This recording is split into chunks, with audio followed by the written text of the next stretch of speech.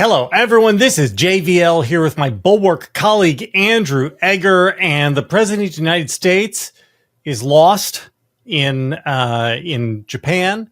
Dude, I don't know. It's not an Amber Alert. What's the alert they put out for old folks who go missing from the old folks' home? Because the president is very old and very confused, Andrew. Is it a silver alert? Is that what it is? I've never actually even heard of this. Is there a special color for elderly a special people alert for when elderly folks go missing. Some citizen. I mean, let's just get right to the video because I want people to see what the President of the United States looks like as he is being escorted around the room by the Japanese Prime Minister, Sanae Takaichi. So she gestures him down and brings him over and is guiding him, and he's just walking up towards the dudes. So here's where I stand, right? Wait, okay. I'll go over here. The shoulders are hunched. Just walking in a circle. Now he's going to come down the line with the color guard and just salute. You know, sort of lazy salute as he walks past the American flag. She's like, okay, please, sir, please keep going. Please keep going. It's almost lunchtime. It just... There goes. It's just wandering. That's sort of like, yeah. Now what? They're like rushing to keep him up, and they're keep Grandpa going. Keep Grandpa going. No, please, over here. And the whole thing is wild. Absolutely wild. So, Andrew, I want to say the other thing that happened is when the band played the Star Spangled Banner, the president went to a salute. And so I don't think that's something I often see. Maybe that's normal. Maybe the president always salutes. But it had remember that COVID balcony press conference where he stood up there and like that, real Il Duce feelings to it. But Il Duce mixed with Grandpa Abe Simpson. I'm cold and there are wolves outside. What do you think? Is everything cool? I had heard that Joe Biden's age was a real concern to people.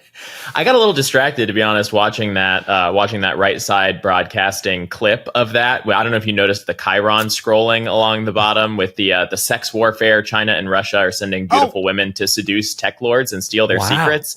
I want to know what's going on with that story. Plan. Maybe that's another video. But no, I found this a few things. One, I found it a little bit relatable. I too know what it is like to be an American with no idea what he's doing abroad, no idea where to walk, who to salute, which flags to stop for, which troops to acknowledge how. You know, that's as a guy with very few sort of diplomatic mores sort of baked into me. That part I got. But yeah, I mean, the first turn was maybe the best. I guess they kind of had him like the plan was he was going to do like a circuit of the room, sort of like a dog show. What for? Like one lap before he got up there for the Star Spangled Banner. But he kind of got to the first turn and he was like, "Is this where you want me?" And yeah, it's a good show all around. Sir, do you know where you are, sir? With tears in their eyes, they said, "Sir." The whole thing is again, we just came off of a presidency in which everybody was constantly, I mean, how many New York Times stories did we have about the difficulties of the president's age? And I feel like I hear a lot of that from the mainstream media with Trump, but maybe I'm reading different sources. I don't know. Maybe there are different rules for different people. But also, there's a lot of this sort of stuff everywhere, right? I mean, you've got a couple of your favorite old man Trump bits. Yeah, I mean, this is a thing we've been talking about since the campaign, right? I mean, like there was all that stuff about the weave and the way that he increasingly kind of can't string sentences together. One fun thing about watching Trump now is it's very difficult to pick apart what's happening because he's old versus what's happening because he is Trump and has now sort of succeeded beyond his wildest dreams of before in surrounding himself with people who only give him information he wants to hear, right? So he's like drifting outside of reality and outside of sort of the fact-based universe for several different reasons, and it's kind of hard to pick them apart. He'll sign executive orders that he's told them to go off and write, like, "Hey, go write me an executive order that says if you burn an American flag, you get a year in jail." and they'll say, yes, sir, right away, sir. And they'll go off, they'll write him up an executive order. They'll bring it to him. He'll sign it. He'll be like, this is the executive order where if you burn the American flag, you get a year in jail. The executive order doesn't say anything like that, but it's fine. It's just, he's having a good time, living his life around the people that he's with. And so like when he seems to be sort of like just drifting, this is a sort of unique example because it very plainly is just like just having no idea what's going on in sort of the ordinary way, like not sure where to walk or where to stand. Or one other thing on the saluting, sorry, I'm rambling now.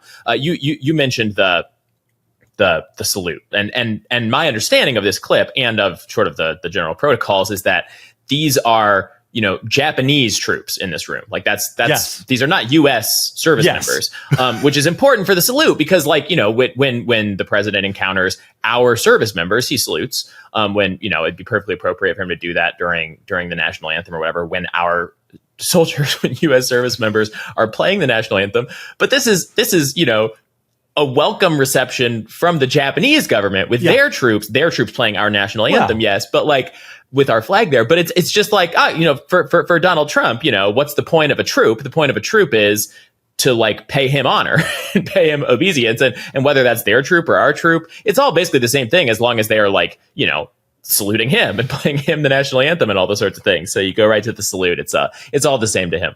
It's very hugging the flag vibes. Remember those days? That was good. We should do that more often. Bulwark Takes is sponsored by Quince. As the weather cools, I'm swapping in pieces that actually get the job done. We're talking warm, durable, and built to last. And Quince delivers every time with wardrobe staples that'll carry you through the season. Quince has the kind of staples that you want to actually wear on repeat. We're talking things like the 100% Mongolian cashmeres for just $60, the classic fit denims, and the real leather and wool outerwear that looks sharp and holds up. I've got my eye on their suede trucker jacket. It's perfect for layering and just looks really casual and put together. If there's one thing I need to do when I'm out and about in the nation's capital, it's look casual but put together. Speaking of casual, the hoodie and joggers that I ordered from Quince are staples of my wardrobe, and they are essential when I want to do absolutely nothing, like lounging and watching TV. By partnering directly with ethical factories and top artisans, Quince cuts out the middlemen to deliver premium quality at half the cost of similar brands. Layer up this fall with pieces that feel as good as they look. Go to quince.com/bulwarktakes for free shipping on your order and 365-day returns. It's now available in Canada too. That's QUINCE.com/bulwarktakes. Free shipping and 365-day returns. Quince.com/bulwarktakes. I mean, there are all sorts of interesting things here. The Prime Minister Takaichi is a ultra conservative in Japan, and that creates all sorts of interesting cleavages because she has some views which members of the MAGA base, certain members of the MAGA base, might be sympathetic with. For instance, she's not entirely sure that the Japanese were the bad guys in World War II. I don't know if World War II revisionism is solely on the American right, built around exonerating Hitler, or if it also exonerates the Japanese. Yeah. Maybe because the Japanese people aren't white, it's fine with saying the Japanese are the bad guys. I don't. Again, I'm not deep in to that Groyper subculture. Maybe do you know the answer to this? Are they also? My somewhat more steelman-y speculation would be that a lot of that World War II revisionism has like a load-bearing pillar of that is the idea that Germany got a really raw deal coming out of World War I and all of that stuff. And it's a lot harder to construct that argument, for Japan, which just very obviously was like a first mover aggressor in World War II, both to their west and to their east. I mean, they pretty famously brought us into the war by hitting Pearl Harbor out of nowhere. So I have not seen, I think it would be kind of hard for, what's that guy Martyr made, Tucker Carlson's favorite Nazi sympathetic historian. I would be interested to see what he had to say about that, but I kind of doubt that he is quite as sort of like Japan, like Hirohito curious as he is Hitler curious. My guess is he's not, because again, they do have a different skin color. There is that also. I think that's probably the dispositive part of it. But the other thing is she is interested in altering the charter, which prevents them from having anything other than a self-defense force. This is interesting because she is seen as being a whatever the Japanese version of Trump is, which is to say nothing like Trump, but, you know, considerably more conservative than the average Japanese prime minister. But that leads her into the place of understanding that America is no longer a reliable ally in the region. And so Japan's got to chart their own course, which is really interesting, right? So she's in the place where she is superficially trying to strengthen Japanese-American relationships, but while doing all the things that one would do if you realized that you couldn't count on the Americans at all. And at some point, you're going to have to deal with the Chinese on your own. Yeah. Which is wild. Again, all the different internal contradictions of Trumpism.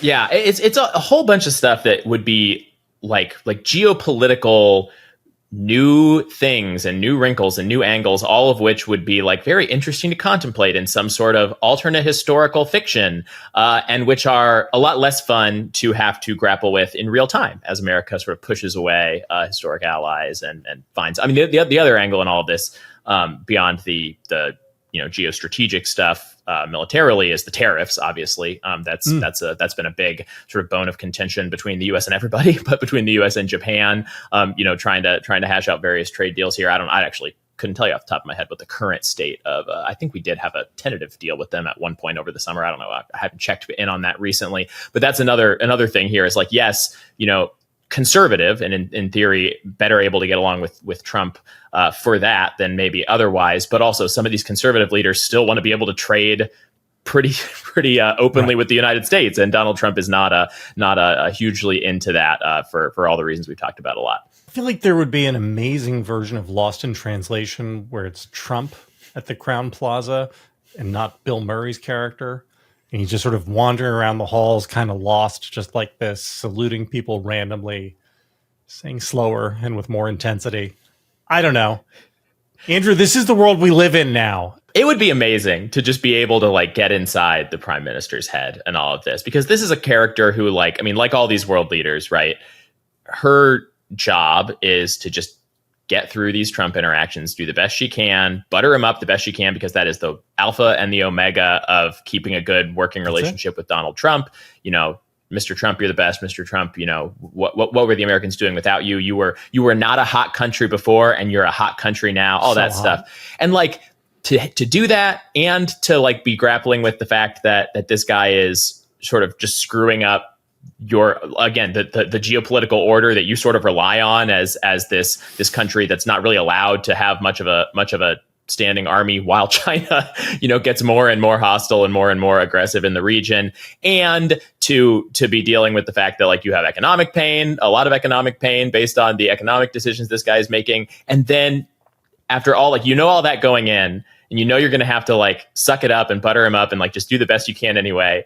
And then you can't even walk the guy to the podium without it being like so clear that he's. And then you meet him, and he's a doddering old man who's just lost, and you have to like take him by the elbow, and you're bowing and scraping while also just trying to manage this ancient, decrepit, festering piece of lard. It's amazing. It's amazing. And we'll be back soon with more great news from this exciting world that we all get to live in. Good luck, America.